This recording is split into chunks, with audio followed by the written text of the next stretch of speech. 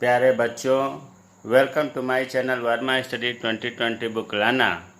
मैं UP board के class 12 के छात्र छात्राओं के लिए इकोनॉमिक्स सब्जेक्ट को हिंदी माध्यम से मैं फुल कोर्स कराऊंगा।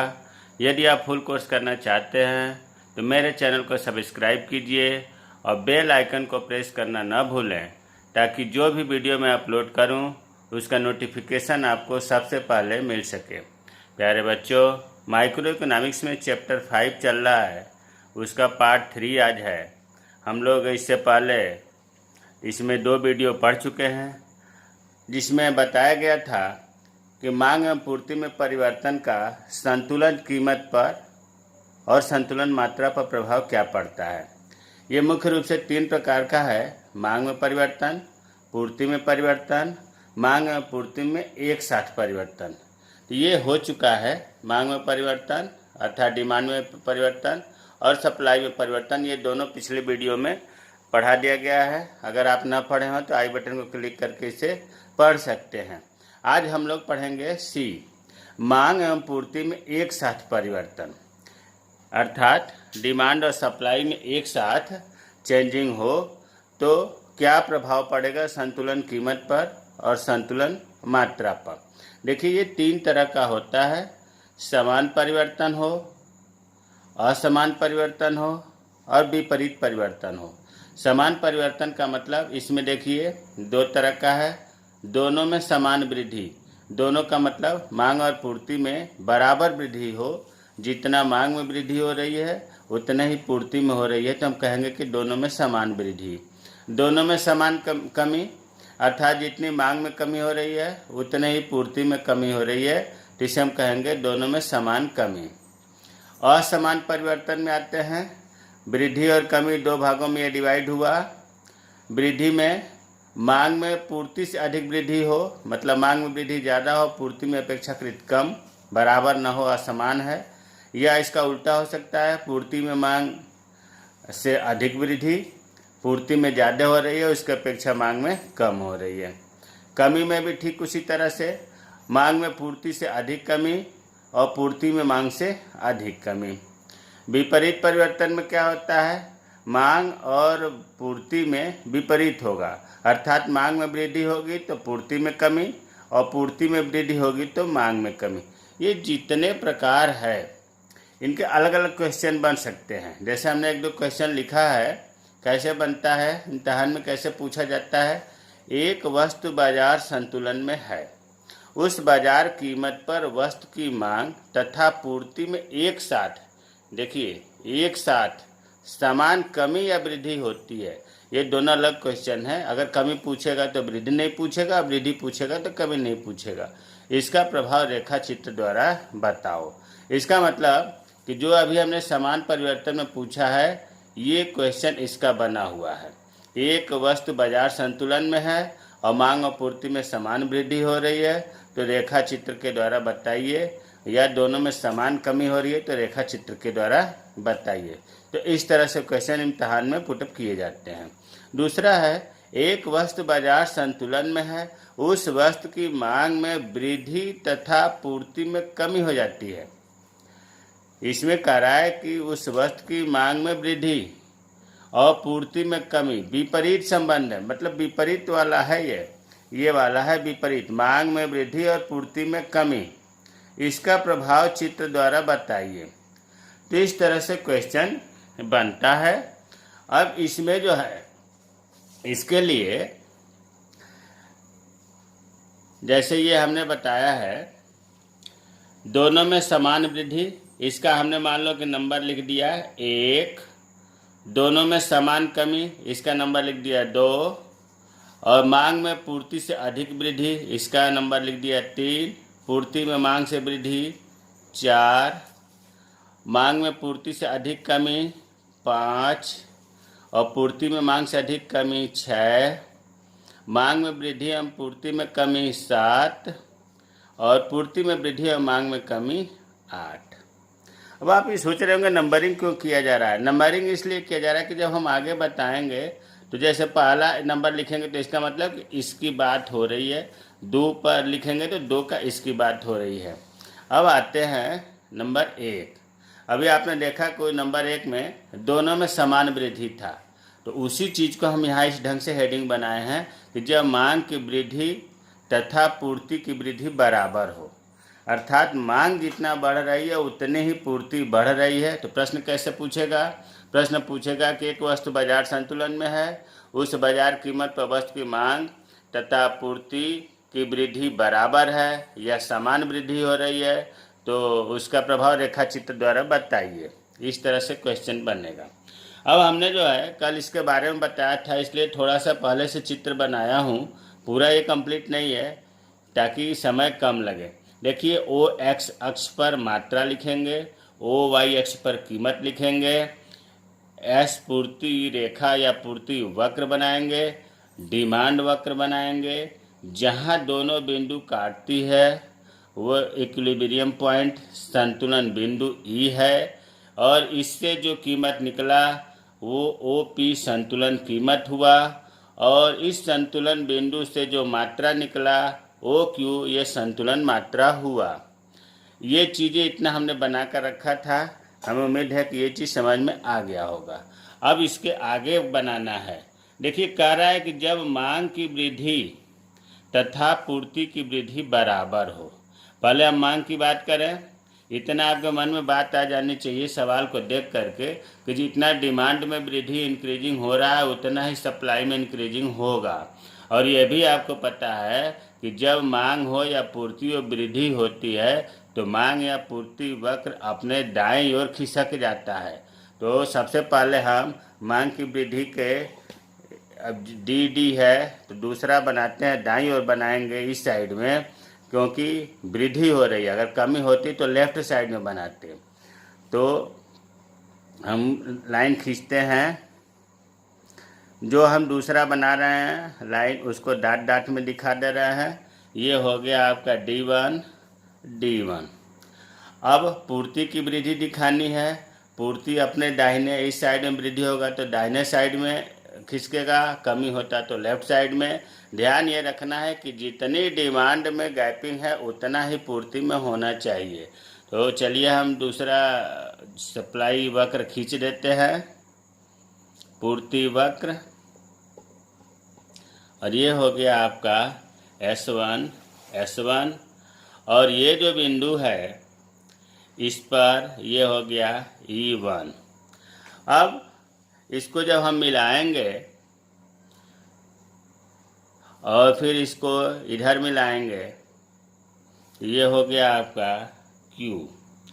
प्यारे बच्चों, इसमें हम ये देख रहे हैं कि जब मांग की वृद्धि और पूर्ति की वृद्धि बराबर हो रही है तो संतुलन कीमत OP में कोई परिवर्तन नहीं हो रहा है। पहले भी उतना ही था और अब भी OP कीमत उतना ही है, संतुलन कीमत, लेकिन संतुलन मात्रा में परिवर्तन हो रहा है। पहले OQ था, अब बढ़ करके OQ हो गया। तो वही चीज़ यहाँ लिखा है कि जब मांग और पूर्ति में बराबर वृद्धि होती है तो संतुलन कीमत में कोई वृद्धि नहीं होती। देखिए, पहले इस संतुलन बिंदु पर भी संतुलन कीमत OP था और नए संतुलन बिंदु पर भी OP ही है। तो वही चीज़ है कि संतुलन कीमत में कोई वृद्धि नहीं हुई, लेकिन संतुलन मात्रा OQ से बढ़ करके OQ1 हो गया। अब दूसरा आते हैं, जब मांग में कमी तथा पूर्ति की कमी बराबर हो। ठीक इसका उल्टा है, कमी होने पर मांग या पूर्ति अपने बाएं दिशा में खिसकती है। ये ध्यान रखना है कि बराबर दूरी होनी चाहिए। तो चलिए पहले हम डिमांड को लेफ्ट साइड में बनाते हैं, इसका हमने नाम रख दिया D1, और पूर्ति वक्र को भी इतनी ही दूरी जितना मांग में गैपिंग रखा था उतना ही इसका भी रखेंगे। ये हो गया आपका S1, ये E था, और जो है ये दूसरा बिंदु हो गया E1। अब जो है इसको यहाँ से नीचे मिलाएंगे। ये Q था तो यहाँ हमने लिख दिया Q1। अब देखो, इसमें जब मांग और पूर्ति में समान कमी हुआ तो जो संतुलन कीमत ओपी था उसमें कोई परिवर्तन नहीं हुआ, लेकिन जो संतुलित मात्रा ओ क्यू था वो घट गई, ओ क्यू हो गई। वही चीज़ यहाँ लिखा है कि जब मांग और पूर्ति की कमी बराबर होती है तो संतुलन कीमत में कोई परिवर्तन नहीं होता। देखिए संतुलन कीमत पहले भी संतुलन बिंदु पर वही था ओपी और नए वाले पर भी वही है, लेकिन संतुलित मात्रा में परिवर्तन हो गया। तो हमें उम्मीद है कि मांग की वृद्धि और पूर्ति की वृद्धि में बराबर हो या मांग की कमी पूर्ति की कमी में बराबर हो तो ग्राफ बना करके उसका प्रभाव आसानी से समझ में आ जाएगा। अब तीसरा है, जब मांग में वृद्धि पूर्ति में वृद्धि से अधिक हो। ध्यान दो, मांग में वृद्धि जो है ज़्यादा है, पूर्ति में वृद्धि उसके अपेक्षा कम है। तो चलिए, अब ये चीज़ मैं नहीं बता रहा हूँ, ये चीज़ आप सब में एक कॉमन बना हुआ है। अब मांग में वृद्धि हम बनाते हैं। पहले वृद्धि हो रही है तो डिमांड दाहिने ओर खिसकेगा, तो दाहिने ओर हम बनाते हैं दूसरा डिमांड वक्र। इसका हमने नाम रख दिया D1 D1। अब पूर्ति में वृद्धि कम रखना है, दाहिने ये भी जाएगा, लेकिन ये जो दूरी है इससे कम पूर्ति वक्र खिसकाएंगे। तो फिर हमने लगभग इसका आधा बना दिया, इसको हमने रख दिया S1। अब जो है यहाँ पर ये बिंदु काट रहा है, इसको हमने संतुलन बिंदु E1 रखा। इस पॉइंट को हम मिलाएंगे तो हमारा नया संतुलन कीमत मिलेगा। ये P था, OP संतुलन कीमत था, तो अब OP1 कर दिया और इससे जो है हम नया संतुलन मात्रा पाएंगे। पहले OQ था तो अब OQ1 हो गया। तो अब हम क्या कहेंगे कि जब मांग में वृद्धि या पूर्ति में वृद्धि से अधिक होती है तो संतुलन कीमत में वृद्धि होती है। देखो OP से बढ़ करके OP1 हो गया और संतुलन मात्रा में भी वृद्धि हो गया, OQ से बढ़ करके OQ1 हो गया। वही चीज़ लिखा है, जब मांग में पूर्ति की तुलना में अधिक वृद्धि होती है तो संतुलन कीमत और संतुलन मात्रा दोनों में वृद्धि होती है। रटने से काम नहीं चलेगा। इस सवाल को, ये प्रत्येक हेडिंग अपने आप में क्वेश्चन बनता है और इसको ध्यान में रख करके आप बनाएंगे। और इसका निष्कर्ष, इसमें 3 बातों का ध्यान रखना है कि संतुलन कीमत बढ़ा या घटा, संतुलित मात्रा बढ़ा या घटा, और जो संतुलन स्तर है E और E1 उसकी स्थिति, ये 3 उल्लेख करना है। अगर संतुलन स्तर का वर्णन नहीं करते हैं तो संतुलन कीमत और संतुलित मात्रा का तो करना ही करना है। अब चौथा आते हैं, जब पूर्ति में वृद्धि, ध्यान दो पूर्ति की बात हो रही है, मांग की वृद्धि से अधिक हो, मतलब पूर्ति जो है ये ज़्यादा हो रही है और वृद्धि हो रही है और मांग की वृद्धि कम है। तो चलिए पहले हम पूर्ति, जब वृद्धि हो रही है तो दाहिने साइड में खिसकेगा पूर्ति वक्र, इसको हम ज़्यादा कुछ बनाएंगे मांग वृद्धि की अपेक्षा। तो हमने जो है दूसरा पूर्ति वक्र खींच लिया, इसका नाम रख दिया S1 और S1।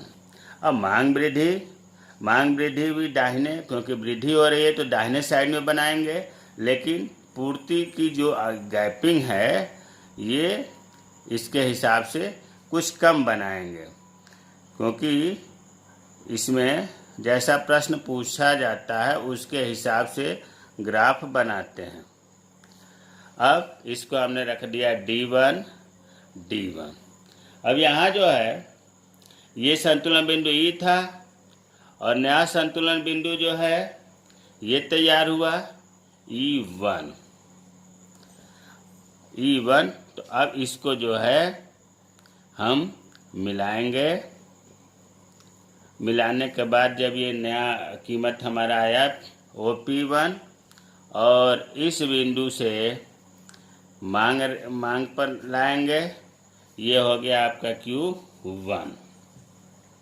Q1। अब देखो, अब हम वर्णन कैसे करेंगे।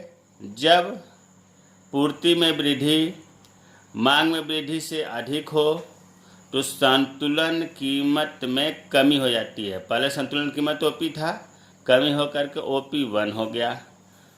अब संतुलन मात्रा का वर्णन करेंगे तथा संतुलित मात्रा या संतुलन मात्रा एक ही चीज़ है, OQ से बढ़ करके OQ1 हो गया। वही चीज़ यहाँ लिखा है। जब पूर्ति में वृद्धि मांग की तुलना में अधिक होती है तब संतुलन कीमत कम हो जाती है। देखिए, OP से घट के OP1 हो गया और संतुलन मात्रा बढ़ जाती है, OQ से बढ़ करके OQ1 हो गया। तो हमें उम्मीद है ये भी आपको समझ में आ गया होगा। अब आते हैं पांचवा।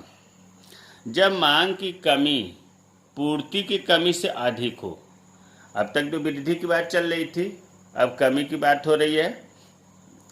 कमी दोनों में हो रही है। कमी होने पर आपको पता है कि पूर्ति वक्र हो या मांग वक्र हो, बाएं साइड में खिसकता है। और मांग की कमी ज़्यादा कमी हो रही है तो सबसे पहले हम मांग का दूसरा रेखा बनाते हैं। कुछ ज़्यादा बनाना है और लेफ्ट साइड में बनाना है क्योंकि कमी हो रही है। तो हमने दूसरा मांग वक्र बना दिया, इसका नाम रख दिया D1 और D1। अब पूर्ति की कमी दिखानी है, कमी है तो लेफ्ट साइड में बनेगा, लेकिन मांग की कमी से कम बनेगा। तो इसको जो है हम उसके अपेक्षा कम पर पूर्ति वक्र बनाया, इसका नाम रख दिया S1 S1। S1 S1 हो गया। अब इसके बाद जो हमारा नया बिंदु मिला, नया बिंदु कहाँ मिल रहा है, पांचवा यहाँ काट रहा है। ये नया पूर्ति नया वक्र यहाँ काट रहा है।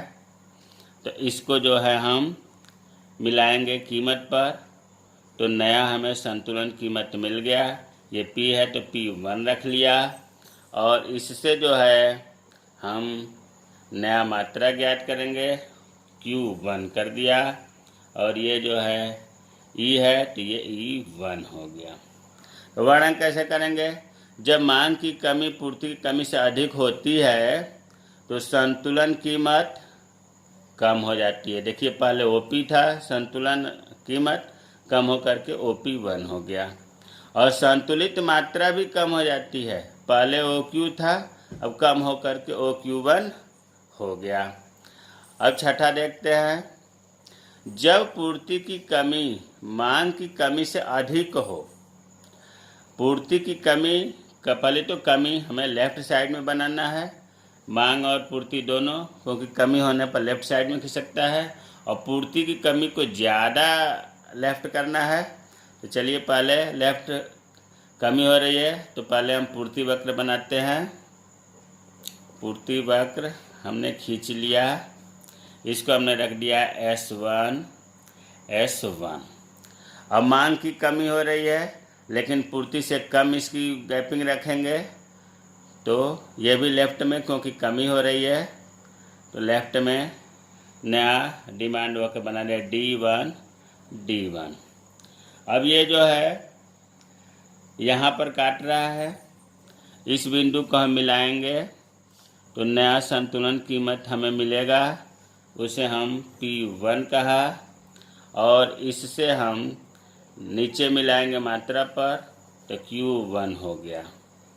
ये आपका नया संतुलन स्तर या संतुलन बिंदु मिल गया। तो जब वर्णन करेंगे, जब पूर्ति की कमी मांग की कमी से अधिक होती है तो जो संतुलित कीमत है वो बढ़ जाती है। OP से देखो बढ़ करके OP1 हो गया और संतुलन मात्रा जो है OQ से घट गई, OQ से घट करके OQ1 हो गया। तो ये चीज़ें रटने से नहीं होगा, जैसे सवाल है, जैसे क्वेश्चन बनता है उसके हिसाब से बना करके तब हम देखेंगे कि संतुलित कीमत घट रही है कि संतुलित मात्रा बढ़ रही है, तब ये क्लियर होगा। अब है सातवां। जब मांग में वृद्धि तथा पूर्ति में कमी हो, विपरीत दिशा में है ये। अब विपरीत दिशा में अनुपात संबंध बराबर भी हो सकता है, कम अधिक भी हो सकता है। अब हम यहाँ बराबर करके देख लेंगे। देखिए मांग में वृद्धि, इसका मतलब कि राइट साइड में मांग वक्र दूसरा खींचा जाएगा। तो हमने जो है मांग वक्र दूसरा बना लिया, इसका हमने नाम रख दिया D1 D1। अब पूर्ति में कमी दिखाना है, कमी तब बाएं बनाना होगा, और अनुपात में वृद्धि कर रहे हैं, समान वृद्धि कर रहे हैं कमी, तो जितना डिमांड का हुआ था उतनी ही गैपिंग इसमें रखेंगे। लेकिन कमी हो रही है, तो कमी हो रही है तो इसका लेफ्ट साइड बनेगा। ये हो गया आपका S1। अब इसमें जो है यहाँ काट रहा है, तब काट रहा है इसे, तो हम मिलाएंगे। तो नया हमारा संतुलित कीमत मिल गया। ये हो गया P1। और फिर इसको जो है इस पर मिलाएंगे, उसी पर आ रहा है। ये हो गया E, तो ये हो गया E1। प्यारे बच्चों, जब मांग में वृद्धि हो और पूर्ति में कमी हो और दोनों समान अनुपात में हो, तो संतुलन कीमत में तो वृद्धि हो रही है, OP से बढ़कर OP1 हो गया, लेकिन संतुलित मात्रा में कोई प्रभाव नहीं पड़ा। वही चीज़ यहाँ लिखा है कि जब मांग में वृद्धि तथा पूर्ति में कमी समान अनुपात में होता है तो संतुलन कीमत बढ़ जाता है, जबकि संतुलित मात्रा, देखो OQ पहले भी था और डिमांड और पूर्ति का जो नया संतुलन स्तर मिला, संतुलन बिंदु मिला, उसका भी संतुलित मात्रा OQ ही है। अब 8वां आते हैं और लास्ट है, जब मांग में कमी तथा पूर्ति में वृद्धि हो। मांग में कमी, इसका मतलब कि मांग वक्र हम लेफ्ट साइड बनाएंगे, पूर्ति में वृद्धि इसका मतलब कि राइट साइड बनाएंगे, और समान अनुपात में बनाएंगे। आप असमान भी बना सकते हैं। तो मांग में कमी हो रही है, तो सबसे पहले हम लेफ्ट साइड में नया वक्र हमने तैयार किया, D1 हो गया, D1 हो गया। अब पूर्ति में वृद्धि हो रही है, तो दाएं होगा, वृद्धि हो रही है तो जितना मांग वक्र खिसका था जितनी दूरी पर, उतनी ही दूरी पर हम इसको खिसकाएंगे, पूर्ति वक्र को जो नया है, और S1 रखा। अब इसके बाद में ये जो नए डिमांड और नया पूर्ति वक्र यहाँ काट रहा है, तो इसे जो है हम मिलाएंगे, तो हमें नया संतुलित कीमत या संतुलन कीमत मिलेगा। और इधर कोई चेंजिंग नहीं हुआ, पहले वाला ही है, ये E है, ये E1 हो गया। अब निष्कर्ष क्या निकला, जब मांग में कमी और पूर्ति में वृद्धि हो समान अनुपात में, तो संतुलित कीमत में तो परिवर्तन होता है, कम हो जाता है संतुलित कीमत, OP से घटकर OP1 हो जाता है, लेकिन संतुलित मात्रा में कोई प्रभाव नहीं पड़ता, कोई चेंजिंग नहीं पड़ती। जब मांग में कमी तथा पूर्ति में वृद्धि समान अनुपात में होता है तो संतुलन कीमत घट जाता है, जबकि संतुलन मात्रा पर कोई प्रभाव नहीं पड़ता।